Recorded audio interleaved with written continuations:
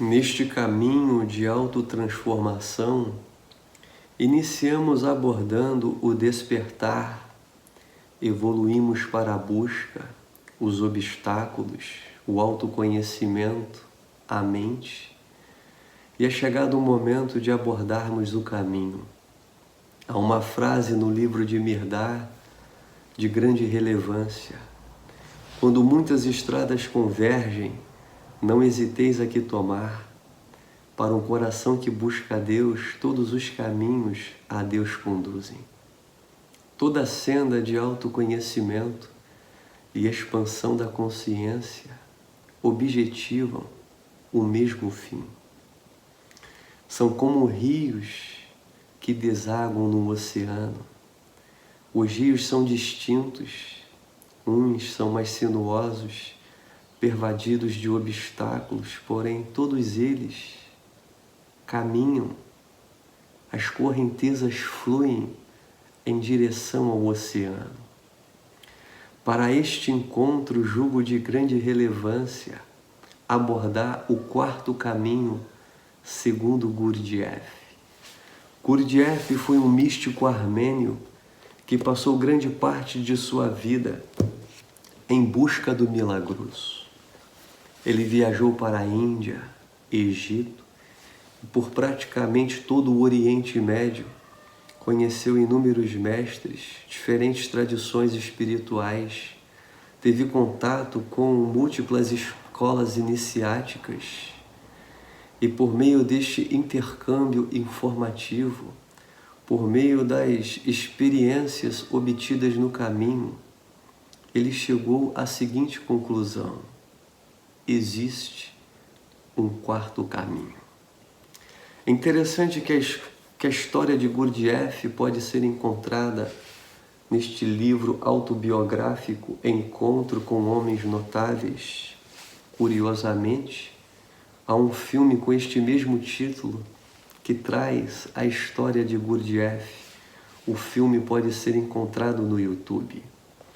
Interessante é que Gurdjieff compreendeu que existem três grandes caminhos: o caminho do faquir, o caminho do monge, o caminho do yogi. E posteriormente ele aborda o quarto caminho. O caminho do faquir, segundo Gurdjieff, é o caminho daquele que busca se tornar senhor do seu corpo. O faquir, ele se submete a inúmeras austeridades. Há muitos faquis que ficaram cegos por passarem horas meditando, olhando para o sol. Há faquires que ficaram aleijados por permanecerem dias, semanas, meses, anos, décadas na mesma posição. No Google, há inúmeras fotos de faquires com membros ressequidos, aqueles que permaneceram décadas com as mãos levantadas e o braço, no decorrer deste período, foi atrofiado. O próprio Gurdjieff faz menção de um faquir que ele teve a oportunidade de conhecer, que passou anos sob a ponta dos dedos, dos pés e das mãos. Em decorrência disso, as articulações se enrijeceram e esse faquir, para tomar banho, precisava do auxílio dos seus discípulos. Neste livro, traz a foto de um faquir meditando em uma cama de prego. Eles se tornam insensíveis à dor. Um outro faquir meditando enterrado, apenas com as mãos expostas. O faquir é capaz de fazer o inimaginável com o seu corpo. Ele consegue ficar sem respirar por muitos minutos, consegue ficar sem se alimentar e se submete aos intempéries, desnudo, fica meditando sob o sol, sob a chuva, no frio, no calor, e ele ali permanece imperturbável. Curiosamente, alguns faquires são vegetarianos, outros veganos. àqueles que são crudívoros, frugívoros e àqueles que se alimentam única e exclusivamente de prana, energia cósmica. Não comem, não bebem, não urinam, não defecam. Os faquires na Índia atraem muita atenção dos turistas, vistos que são acrobatas, pessoas que realizam feitos extraordinários. O jornalista Paul Branton ficou admirado com alguns faquires que ele teve contato, visto que os mesmos possuíam poderes extraordinários. Levaram o corpo ao extremo, e aqueles que sobrevivem a esta austeridade e quando se tornam senhores do seu próprio corpo, trazem em si geralmente danos irreparáveis. O segundo grande caminho é o caminho do monge. É aquele que se torna, ou melhor, que objetiva se tornar senhor das suas emoções. O monge em seu claustro, em seu monastério, em suas disciplinas, objetiva se tornar indiferente ao riso, à tristeza, ao regozijo, à depressão. Ele é indiferente às suas emoções e para isto eles renunciam o prazer. Em uma biografia de Francisco de Assis que eu tive a oportunidade de ler, é dito que ele tinha o hábito de colocar cinza sobre o alimento. Isto era uma prática entre os monges, pois qualquer coisa que oportunizasse o prazer, segundo eles, conduzia a um fim pecaminoso. Uma comida gostosa, era necessário colocar cinza para que o gosto do alimento não fosse percebido. De modo que o monge, ele se submete a inúmeras práticas objetivando se tornar senhor dos sentimentos, das emoções, dos flêmetos anímicos. Ele busca o equilíbrio. No terceiro caminho, o caminho do yogi, este objetiva se tornar senhor de sua mente. Ele se torna um espectador, ele observa seu trânsito mental, identifica as lacunas, as arestas, os intervalos, ou melhor, as frestas, os intervalos, as janelas para o desconhecido. E em dado momento, ele transcende a mente. Ramana Maharishi diz que o objetivo final é o aquietar da mente, pois a mente se aquietando, o indivíduo descobre quem ele é. E no caminho do yogi, o indivíduo busca ir além da mente. E para isto, muitos métodos foram desenvolvidos, como os mantras, inúmeras escolas, Hatha Yoga, Kriya Yoga, Gnana Yoga, Raja Yoga, Karma Yoga, dentre outras, que desenvolveram suas metodologias objetivando a transcendência da mente. No caminho do faquir, o mestre é imitado. No caminho do monge, o mestre é obedecido. No caminho do yogi, o mestre é imitado e obedecido, mas em pouco tempo o indivíduo se torna mestre de si mesmo. Curiosamente, Gurdjieff, observando esses três grandes caminhos, propõe um quarto caminho. A diferença do quarto caminho para os demais é que no quarto você não precisa renunciar ao mundo. Você não precisa abrir mão de sua família, do seu seio familiar, abrir mão do seu lar, dos seus afazeres, de sua profissão, ir para uma gruta himalaica, para um deserto, para uma floresta, para um monastério, para um ashram. Você não precisa viver enclausurado em um claustro religioso.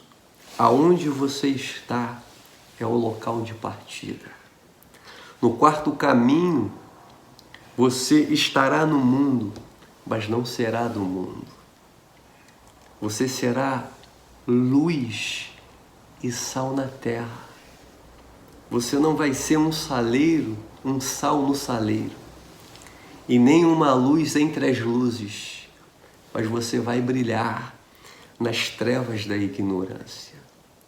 No quarto caminho, diferentemente dos demais, você não vai canalizar em um aspecto como o faquir, o corpo, o monge as emoções, o yogi a mente, mas no quarto caminho você vai trabalhar o corpo, as emoções e a mente. No quarto caminho não existe crenças, tudo advém da sua experiência. E o quarto caminho é simples, ele é baseado em duas instâncias apenas: a lembrança de si e a observação de si mesmo. No quarto caminho, o homem compreende que no modo como ele vive, ele não se distingue de uma máquina. Gurdjieff dizia que o homem é uma máquina e, semelhante a uma máquina, ele se encontra inconsciente. Ele é uma máquina que desconhece a sua própria complexidade. Ele não sabe trabalhar as minuciosidades desta máquina e permanece programado pelas influências externas. Mas no quarto caminho, o homem-máquina tem a oportunidade de ser desprogramado. O homem dormente tem a oportunidade de despertar. O homem inconsciente tem a oportunidade de experienciar pela primeira vez a lucidez que advém da consciência. No quarto caminho, o corpo, as emoções e a mente são trabalhadas. Em primeiro lugar, pela lembrança de si, pois o homem, lembrando de si, ele descobre a sua essência, sua verdadeira natureza, a semente crística, a semente búdica que o habita. E por meio da observação de si mesmo, o homem se torna pleno consciente. Ele deixa de viver como um homem sensório-motor, como um homem restrito à sua sensorialidade, ou o homem psíquico, e se torna um homem consciente. É interessante que o quarto caminho oportuniza a todo aquele que almeja fundir-se ao todo, percorrer um curso distinto àqueles que foram propostos em dado momento da história humana. É claro que ainda existem aqueles que renunciarão ao mundo, mas não necessariamente para se atingir a meta o homem precisa desta façanha. Ainda existirão aqueles que reproduzirão o que os mestres, o que os Mahatmas, as grandes almas, ensinaram. Desenvolverão a crença, a devoção, mas existe uma via alternativa, que tudo aquilo que você experiencia, isto sim se torna relevante e significativo. O quarto caminho, segundo Gurdjieff, é o caminho que te levará ao retorno, à fonte. Te levará a entender a dinâmica do seu corpo, a dinâmica das suas emoções, a dinâmica da sua mente e a dinâmica da sua consciência. Espero que estas singelas palavras possam ter lhe dado um vislumbre do quarto caminho. Para aqueles que almejam se aprofundar nesta temática, recomendo a obra do discípulo de Gurdjieff, Ouspensky, Fragmentos de um Ensinamento Desconhecido, e uma outra obra do mesmo autor, O Quarto Caminho, também é conhecido como o caminho do homem astuto, visto que o caminho do faquir é um caminho longo, o caminho do monge um caminho longo, o caminho do yogi um caminho longo, mas o caminho do homem astuto, na percepção de Gurdjieff, é um atalho. O caminho mais longo é o do faquir, o caminho mais curto é do yogi, e entre ambos está o do monge. Porém, o quarto caminho transcende os demais, visto ele trabalhar simultaneamente todas essas instâncias, todas essas camadas, e fazer com que o homem, aonde ele se encontre, ele possa lembrar de si e observar a si mesmo. Espero que estas singelas palavras iluminem os olhos do vosso entendimento e ampliem os horizontes da sua compreensão. Até o nosso próximo encontro e que o Eterno nos abençoe.